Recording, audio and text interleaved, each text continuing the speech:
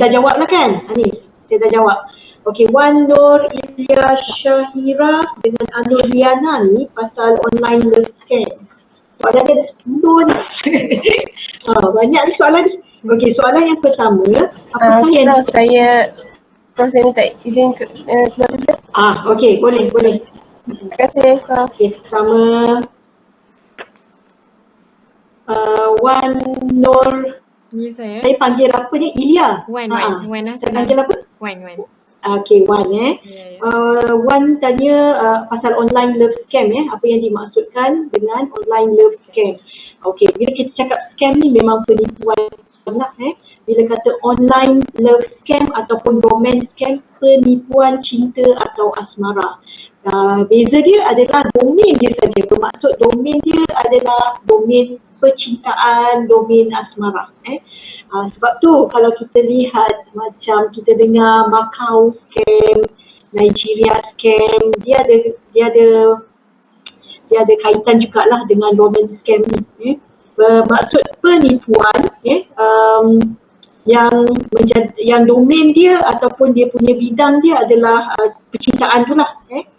Kalau macam mana dia beroperasi, dia akan pergi kepada dating punya website. Kadang-kadang ada dating yang seolah-olah dihalalkan dating. Sebenarnya tak ada istilah halal dating. Saya pernah jumpa kadang-kadang dia memang dia spell out secara terang-terang itu adalah dating platform. Daripada situ dia, bila kita masuk ke dalam ataupun nak register dalam dating platform ni, kita akan isi profile kita. Kadang-kadang ada tu yang declare dia bekerja gaji sekian sebab dia nak match. Dating agency ni dia nak match orang yang dia rasa padan. Takkan orang yang kerja sebagai manager dia nak matchkan dengan orang kerani, tak boleh. So dia akan melihat analisis profile user tu lah yang nak mencari nak mencari pasangan ni kan. Sekarang ni lagi kritikal sebab sekarang ni macam seolah-olah semua sibuk kerja, mengejar duit kan, tak ada masa nak cari pasangan. Tapi ada yang orang dulu mak ayah carikan, matchkan kan. Sekarang ni macam kita sibuk. Jadi sebab itu ada dia punya insiden online scam ni agak tinggi. Mungkin sebab sekarang ni kita punya behavior bekerja tu kita workaholic, kita lupa kita punya yang untuk keperluan lah, mencari pasangan, membina keluarga dan sebagainya. So itu adalah salah satu bentuk online romance scam, satu bentuk penipuan, jenayah cyber juga kita panggil, sebab dia platform dia mesti ada internet, dia mesti melalui contohnya rangkaian sosial. Macam saya sebagai di bawah kategori kita ada yang professional punya network. Pernah dengar tak LinkedIn? Itu adalah satu platform. Nanti bila dah habis nanti belajar, kalau boleh ada LinkedIn platform, sebab platform tu adalah untuk kita membuat network untuk dapat kerja. So LinkedIn ini penting. Okey, dulu LinkedIn ini digunakan untuk golongan profesional mencari kerja, mencari peluang pekerjaan, untuk cari network dan sebagainya yang profesional lah, maksudnya untuk tujuan pekerjaan. Tetapi sekarang dah banyak scammer masuk. Daripada situ dia boleh tahu orang ni seorang CEO, orang ni ialah seorang pegawai IT, analis ke, sebab dia nampak pekerjaan itu. Jadi kan dia boleh message kita.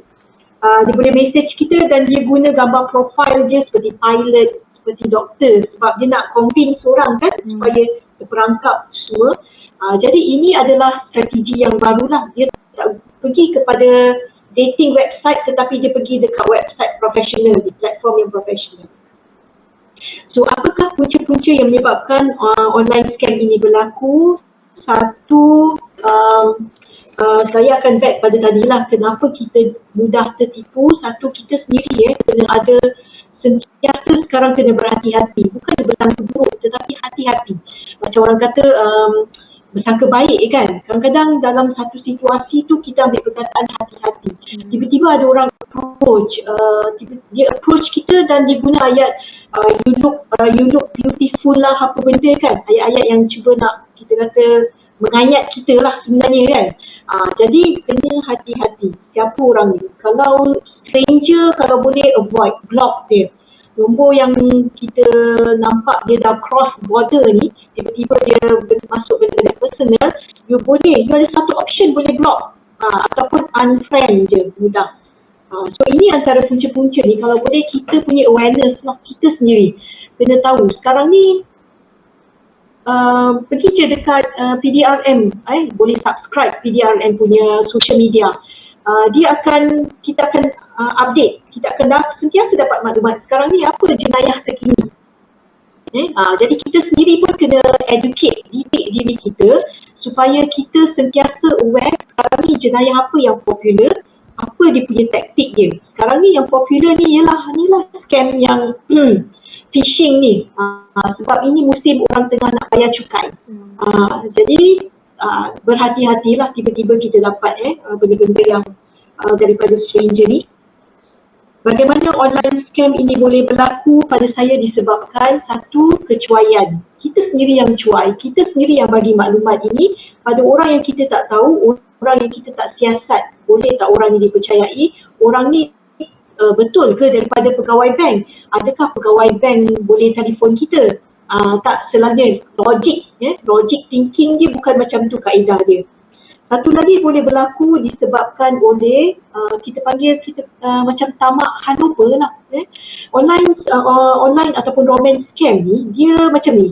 Dia akan macam mana dia nak memerangkap, dia akan cakap dia ada amount yang dia lah anak jutawan, dia ada duit yang banyak, perlu salurkan. Macam kita dah kelabu mata lah, kita nampak seolah kita dah tamak dekat situ.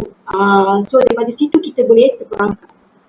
So ini antara yang boleh menyebabkan dia berlaku lah.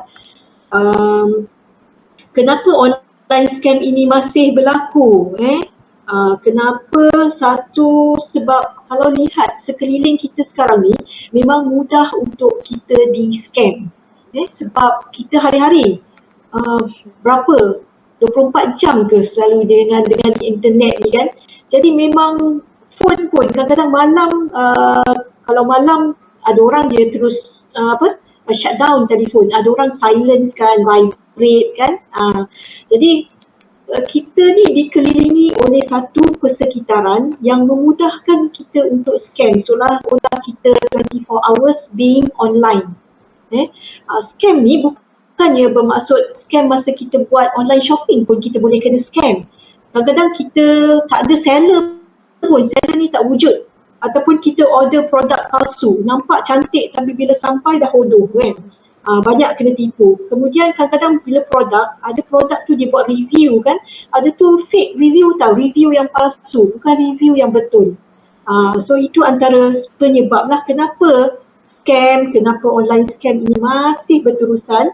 Sebab kita ni dikelilingi, kita hidup dalam satu persekitaran yang memang menghidupkan scam ini.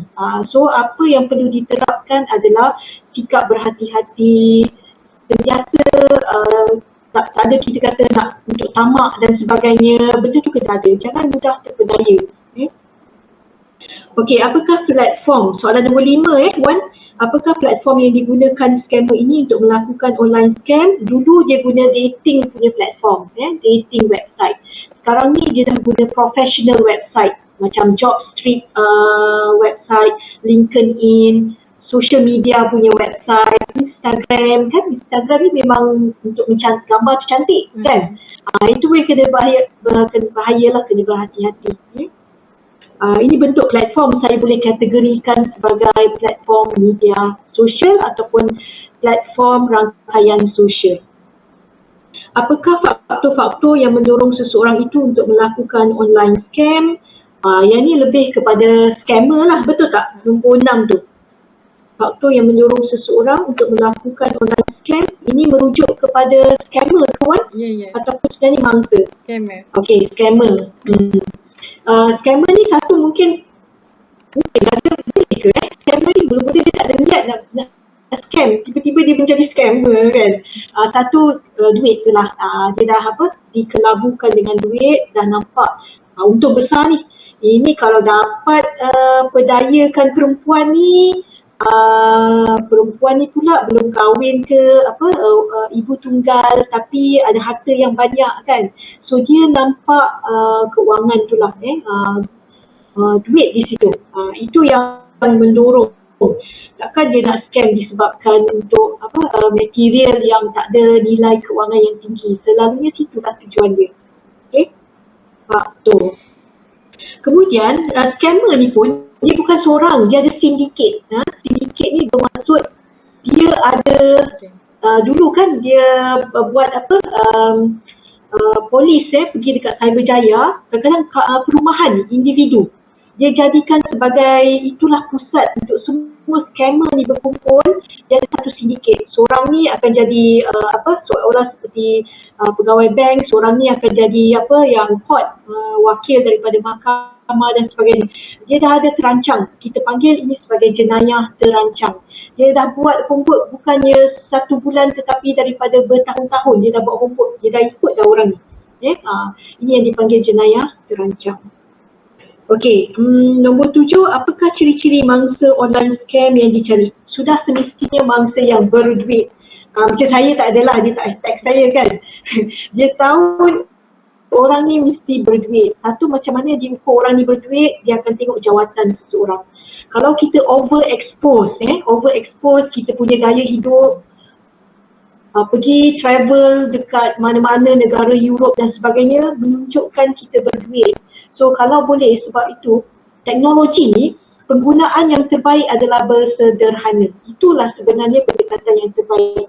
Kalau kita ada media sosial, kita bersederhana. Contohnya di bulan puasa ni janganlah tunjuk gambar banyak makan mewah sangat, boleh, tapi bersederhana kan. Sebab ada yang zaman sekarang ni ialah zaman susah, rakyat tengah susah. Maksudnya orang tak ada kerja. Dan kalau tengok orang yang jual dekat bazar Ramadan tu memang kesian. Sekarang ini ialah satu zaman yang ekonomi kita cukup teruk. Kita tak perasan. Kita berhutang. Negara kita berhutang sangat tinggi. Yang generasi tak cover hutang ni sebenarnya you all punya nanti anak cucu pun tak habis lagi. Nampak tak? Pendidikan makin lama makin mahal. Saya pernah bekerja di Jepun. Pendidikan adalah percuma. Dan kalau kita bayar cukai, kita nampak duit cukai yang kita bayar ni disalurkan dekat hospital, kualiti hospital, sekolahnya baik, jalan raya baik, pengangkutan awam baik. So nampak negara kita makin lama makin tinggal ke belakang lah. Tiba-tiba saya bercakap pasal politik pula kan. Saya kena susahkan. Okay, so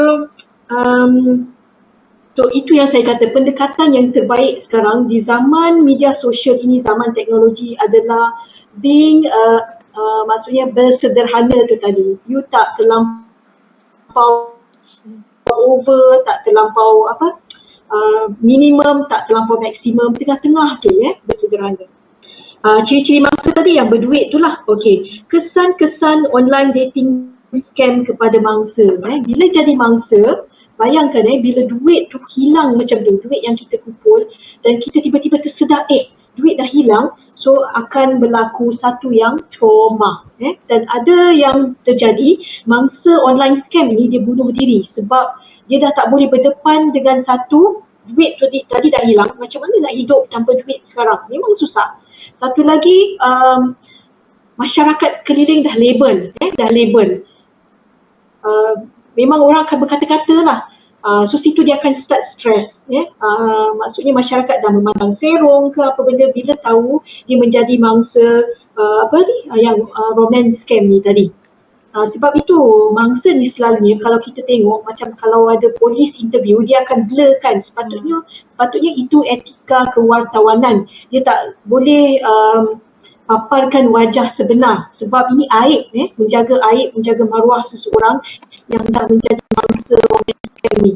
Dia kena blurkan. Tapi kadang-kadang media ni dia paparkan sebiji-sebiji. Jadi orang dah tahu dah dia tinggal kat mana sekejap je. Netizen ni dia buat homework memang sekejap. Dah tahu dah. Daripada nombor plat kereta pun dah tahu orang dia kat mana, semua lokasi dia semua kan. So this is the zaman yang kita kata maklumat mudah viral. Macam dulu sama je tapi sebab teknologi tu tak mudah untuk kita tak macam sekarang kan. Jadi kena hati-hati. Even sekarang pun kalau kita keluar kena hati-hati. Tapi seolah-olah kita berkelakuan yang bukannya natural. Kita takut kita akan dirakam dan diviralkan. Bukannya sebab kita nak berkelakuan yang sopan ni kadang-kadang. Itu dia macam ada debate lah dekat situ. Bila teknologi ni menyebabkan banyak benda adalah fake, adalah yang bukan kita sebenarnya. Okey, soalan yang nombor 9. Strategi yang digunakan oleh para scammer untuk mencapai matlamatnya. Okey, scammer ni selalunya strategi dia akan buat homework lah. Dia akan gunakan the power of media social untuk tahu sedalam-dalamnya siapa orang yang nak disasarkan. Tapi dari masa ni dia dah tahu dah. Dia keluarganya di mana, apa pekerjaan dia, anaknya berapa, akaun banknya berapa, gaya hidupnya. So dia akan menggunakan media sosial untuk dapatkan maklumat sebanyak mungkin. So itu adalah strategi yang pertama, mendapatkan maklumat. Maklumat itu maklumat yang paling berkualiti lah, maklumat yang terbaik. Selepas tu dia akan berpura-pura. Lazimnya dia akan membuat penyamaran. Penyamaran tu sama ada dia gunakan fake profile. Kalau dia create satu profile Facebook, nampak seolah-olah macam seorang pilot, nampak macam orang yang apa dia, yang bekerja dia bagus kan, tapi sebenarnya it's a fake account, fake profile. So dia akan menyamar, kemudian dia akan merangkap, minta transfer duit lah, dia kata mak dia kena cancel lah apa benda, simpati, tolonglah dia dan sebagainya. Bila duit sudah masuk, bukan sekali, dia akan banyak kali masuk. Lepas tu dia akan hilang. Bila dah dapat amount yang dia nak, dia akan hilang macam tu. Dan pada masa itulah yang mangsa ni bila sedar telefon tak angkat, call tak angkat, WhatsApp tak angkat semua, barulah dia sedar dia dah ditipu. Bila dia dah tak dapat dihubungi, baru dia sedar duit dah kosong dekat akaun, dah tak boleh dihubungi, barulah dia akan report. Itu kalau dia report, lazimnya tak report sebab mengaibkan. Kan? Lazimnya macam itulah. Okey, soalan yang terakhir yang Wan. Apakah langkah-langkah yang patut diambil untuk elak daripada jadi mangsa? 1, tanamkan sifat berhati-hati, jangan mudah percaya. Pada saya itulah shield ataupun satu bentuk yang paling penting untuk elak kita daripada menjadi mangsa penipuan asmara ni. Sebenarnya banyak kes kat berita pun ada keluar kan. Kalau kita lihat selalunya daripada Nigeria lah. Nigeria ni memang terkenal dia pandai ayat dia pandai apa, mengayat lah. Kalau dia jumpa orang wanita tempatan. Kenapa wanita tempatan yang disasarkan? Sebab dia nak duduk lama di Malaysia. Dia nak duduk lama di Malaysia. Sebab ada kemudahan dia tak boleh sebab dia warga negara luar. Dengan berkahwin dengan wanita tempatan, dia akan dapat hak-hak yang istimewa lah. Itu yang berlaku. Kalau lihat sekarang, kita dah tak tahu warga negara Malaysia yang pure ni dah bercampur-campur sebenarnya. Jadi ini antara kesan dia lah sebenarnya back kepada apakah ciri warga negara, masyarakat Malaysia, ketamadunannya, sebab kita ni kita punya satu polisi kita macam welcome orang luar ni untuk bekerja, untuk menetap di sini lah. Sepatutnya mungkin kita lihat balik sebab ada satu masa dia akan menjadi satu bentuk ancaman. Bila kita terima terlampau banyak warga daripada Nepal misalnya, Myanmar, Rohingya, so itu implikasi kepada sosial sebenarnya. Bukannya nak bersangka baik, tetapi kena macam kita kena revise from time to time. Tengok ada tak kes-kes jenayah dan sebagainya. Okey, so Wan, saya rasa saya dah jawab 10 soalan tu. Ada apa-apa lagi tak? So saya rasa soalan ni boleh juga menjawab soalan An-Nur tadi kan? An-Nur apa namanya? An-Nur Liana.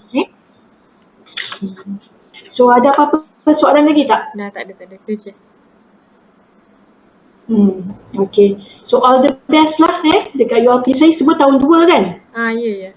Tahun 2. Okay. So apa-apa nanti kalau ada nak interview ke apa lagi, beritahulah saya. Saya tak ada masalah. Saya suka kongsi benda-benda ni. Okay, insyaAllah. Okay, salam. Terima kasih. Okey. Prof, nak tanya sikit lagi. Boleh. Kalau yang kita tahu tadi kan kita ada 3 jenis phishing kan. Jadi daripada 3 jenis phishing itu, dia ada perbezaan tak dari segi langkah atau tujuan dia? Langkah Macam atau whaling tadi. Apa beza tiga-tiga tu langkah dia sama sebab dia memang nak mencuri data, dia nak curi maklumat rahsia, sama je, dia punya objektif tiga-tiga ni sama. Apa yang membezakan ialah kumpulan sasaran, kemudian kewangan dia. Kumpulan sasaran, kalau yang phishing biasa dia umum je, dia tak kisahlah shoot mana-mana dekat siapa-siapa, topik dia pun umum, maksudnya kalau topik tu mungkin software update, umum kita nampak kan. Okey, bila masuk spear phishing tu topik dia dah nampak customize sikit, dah nampak terancang sikit. Dia punya sasaran pun dah terancang. Dia dah ada mungkin kalau 100% phishing tu 100% dia hantar kat semua.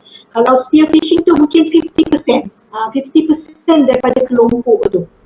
Dan whaling tu mungkin from 10 to 15%. 10 ke 15% dia dah sasarkan kumpulan VVIP, whaling tu, sebab dia dapat tangkap ikan paus. Ikan paus tu besar nilai dia kan. Jadi situ dia beza dia adalah kumpulan sasaran dia, semakin phishing nak ke whaling tu semakin tinggi dia punya keuntungan dia. Modus operandi dia sama je. Dia mungkin akan create fake email, dia akan hantar email palsu, dia akan bina laman web palsu supaya orang akan klik. Tujuan dia untuk curi data tu, you kena klik ada satu link ataupun you kena download satu attachment untuk tindakan seterusnya. Okey, terima kasih Prof. Sama. So saya pun pukul 10 ni ada hal juga. So all the best untuk you all punya study. Bila habis IPG ni akan jadi apa sebenarnya? Pendidik kan? Ya. Cikgu dekat sekolah rendah. Okey, didiklah nanti. Budak sekolah rendah ni pun kan, ada tu yang buat online shopping guna credit card mak kan. Itu yang bahaya. You kena ni lah. Budak-budak zaman sekarang kan. Okey, kalau tak ada apa, terima kasih semua. Saya doakan semua study habis semua. Assignment untuk khusus ni pun lengkap. Selamat berpuasa dan berbuka puasa. Selamat berpuasa. Assalamualaikum.